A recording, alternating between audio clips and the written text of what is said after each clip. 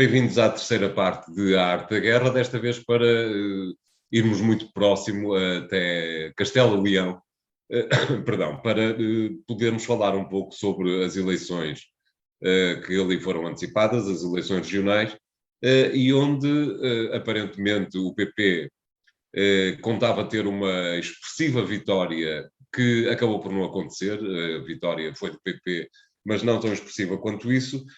O PP não tinha ganho as eleições de 2019, mas tinha formado governo, uma espécie de geringonça de direita com os Cidadãos. O Cidadãos desapareceu, tinha 12 deputados regionais, passou para um. A extrema-direita do Vox tinha um, passou para 13. Qualquer coisa próxima do que aconteceu nas eleições de 30 de janeiro entre o CDS e o Chega, parece-me que são realidades muito próximas uma da outra, mas, como é evidente, tudo isto que aconteceu em Castelo Leão pode com certeza ter uma leitura nacional. Aparentemente o PSOE consegue passar pelos pingos da chuva e não ser ainda desta que o PP pode decretar a morte política de Pedro Sánchez, não lhe parece? É verdade, esta vitória que alguma imprensa espanhola chama de vitória pírrica, isto Exato. é, aquelas vitórias que são vitórias, mas na realidade não têm uma consequência, digamos, devastadora para os adversários, demonstra a complexidade, para já demonstra a complexidade da vida política espanhola, coisa que nós aqui, aliás, não temos falado muito, mas que no futuro provavelmente vamos ter que falar. Claro. O PP, em Espanha não houve 25 de Abril, em Espanha houve uma transição. E o PP é o produto, digamos, à direita dessa transição, Claro. que à esquerda tem como grande representante o PSOE, o Partido Socialista Obreiro Espanhol, que no fundo fazia, digamos, a bipolarização. O Partido Popular Espanhol, o partido da direita, que foi criado por uma junção de várias formações que fizeram essa transição, é um partido que tem para já uma ideologia bastante mais à direita ela própria do que, por exemplo, partidos similares portugueses. E, por outro lado, a situação política em Espanha e a conflitualidade política em Espanha e a tensão dos dois lados em Espanha é muito grande. Claro. E é muito mais forte do que era em Portugal. O PP partiu-se a certa altura e apareceram os Cidadãos, que era um grupo mais moderno, a cara do respectivo líder também ajudava um pouco a isso, e a certa altura pareceu ter uma expressão importante numa perspectiva liberal, essencialmente mais moderna do que a imagem que o PP projetava. Claro. Ao lado apareceu uma extrema-direita ainda também saída do PP, que é o Vox, que era minoritária. Em 2 eleições legislativas teve 0, qualquer coisa por cento. E quando é que essa extrema-direita salta e tem uma importância grande, que está agora nestas eleições em Castilla e León? Quando foi da crise da Catalunha. Claro. Porque a base essencial, e o António referiu aí o exemplo Chega e o exemplo Vox, não são exatamente a mesma coisa. A extrema-direita espanhola é essencialmente a favor do centralismo e contra a deriva das autonomias.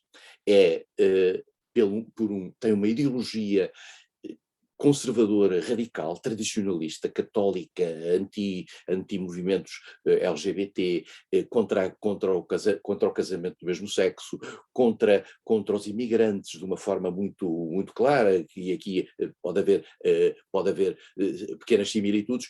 É uma ideologia muito, muito ancorada, eu diria quase num velho franquismo. Quer dizer, sim. E depois também, e isto é muito interessante, porque a Espanha tem uma realidade que nós não temos, já com laivos anti-islâmicos, no que se liga um pouco àquilo que está a acontecer em França com Éric Zemmour, que é uma espécie de orgulho na pátria, na nação, e no sentido de dizer nós estamos a ser substituídos por uma invasão de estrangeiros que vêm aqui tomar conta da nossa sociedade. Bom, isto é o discurso de Zemmour em França, é um bocadinho o de Santiago Abascal em Espanha. Claro. Só que tiveram nestas eleições cerca de 17%, mais de 17%, creio eu, o que prova de facto que o Vox é um partido com o que há que começar a contar verdadeiramente. É o terceiro partido de Espanha nas Claro. eleições, as últimas eleições legislativas, particularmente do outro lado, viu desaparecer ou atenuar-se muito a força do Unidas Podemos. Nós falamos agora da desaparição do Cidadanos, mas também temos que ver o Unidas Podemos ficou também só com um único deputado. Exatamente. Portanto, exatamente. A esquerda à esquerda do PS, do PSOE, está também ela própria a ser digamos, diluída. Agora, há aqui um problema dentro do próprio Partido Popular Espanhol. O Partido Popular Espanhol, como António disse, era um desafio ao PSOE, era um desafio a Pedro Sánchez, era um desafio, digamos, à sustentação que o PSOE, apesar de tudo, com todas aquelas cambalhotas que fez, com alianças com Unidas Podemos e conseguiu fazer para sobreviver no poder. Mas via-se agora, de facto, uma espécie de um crescimento mais ou menos sustentado, de casado, enfim, para subir. Ora, o que é que aconteceu? Aconteceu que em Madrid, há um ano, em maio do ano passado, aconteceu um terremoto, isto é, a líder do PP local, Isabel Ayuso, conseguiu, para se ver livre precisamente dos cidadãos, como agora aconteceu, fez umas eleições, ganhou maioria absoluta e governa à vontade. E mais do que isso, começa a aparecer como uma líder alternativa dentro do Partido Popular Espanhol. Exatamente, foi portanto uma derrota de Casado e não uma vitória. Exatamente. E o que é que aconteceu com o líder do PP agora em Castilla e León? Contente com o efeito que tinha tido da sua geringonça à direita que tinha criado e que tinha evitado que o PSOE, embora tivesse maioria, fizesse o governo, resolveu fazer eleições antecipadas um bocadinho na mesma lógica de Isabel em Espanha, em Madrid. Em Madrid, com resultados muito diferentes. E aconteceu que os resultados são completamente diferentes. Ganhou alguma coisa, o PSOE teve algum desgaste, mas criou uma situação agora dificílima, que é, para ter poder, tem que ter a extrema-direita com ele. Claro. E, portanto, vamos ter aqui uma questão de fundo. Porquê? Porque dentro do PP tradicional havia uma ideia que era muito alimentada pelo seu número 2, de que havia que fazer uma espécie de barreira, de linha vermelha relativamente à extrema-direita, para que não pudessem acusar o Partido Popular Espanhol de ser um partido permeável à extrema-direita. Aliás, o problema se fosse em França sempre, relativamente ao Les Républicains e ao Front National. Exatamente. Ora bem, agora a questão vai-se pôr, peço desculpa de utilizar uma expressão paroquial, vai-se pôr tal qual como nos Açores. Isto é, para o PP poder ter poder, tem que ter o apoio do Vox. Só que o Vox agora diz, nós queremos nomear um vice-presidente para Castilla e León. Exatamente, não se ficam pela simples abstenção quando o governo for proposto. Exatamente, o que vai criar, naturalmente, uma tensão dentro do PP, porque agora põe-se sempre o problema, mas então agora nós, só por esta peculiaridade de não queremos a extrema-direita, não vamos com eles, não temos até porque há já casos municipais em que a extrema-direita funcionou ligada ao PP. Sim. O grande problema, agora há uma tese em Espanha que diz, mas isto é um caso único, e depois quando houver eleições nacionais, já não vai ser assim. Isso não pode ser verdade, como é evidente, eles vão fazer jurisprudência, não é? Nós não sabemos como é que a coisa vai acabar. E, portanto, isto levanta um problema, eu diria, teórico dentro do próprio PP e sobre o seu próprio futuro. O PSOE está um bocadinho a ver, está seguramente contente com esta sua pequena derrota, Claro. porque, apesar de tudo lhe dar algum espaço de manobra, e verá com todo o contentamento a discussão interna entre Isabel Ayuso e Pablo Casales nos próximos tempos.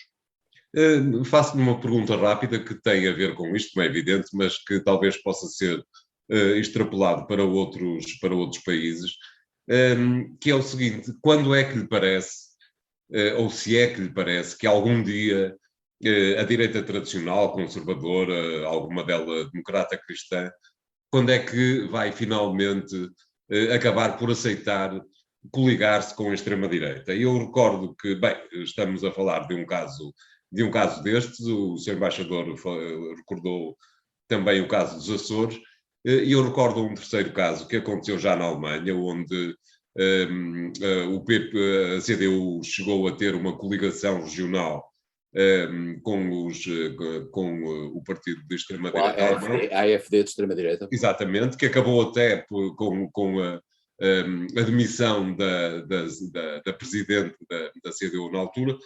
Portanto, a questão que se coloca é um pouco esta: a partir de que momento é que lhe parece, se é que vai haver esse momento, em que as duas direitas vão acabar por transformarem-se em companhão de culto, como diria a esquerda, em vários países da União Europeia? Parece-lhe que isso é possível? António, o que me parece, mais do que propriamente a aliança entre os vários setores da direita democrática, direita mais radical e antidemocrática, xenófoba, racista, mais do que isso, o que está a acontecer, e está a acontecer agora, por exemplo, neste preciso momento, nos últimos dias, na campanha da candidata do Les Républicains francesa, Valérie Pécresse, que é a poluição da agenda da direita democrática pelo argumento e pela narrativa da extrema-direita. Esse foi sempre um grande risco.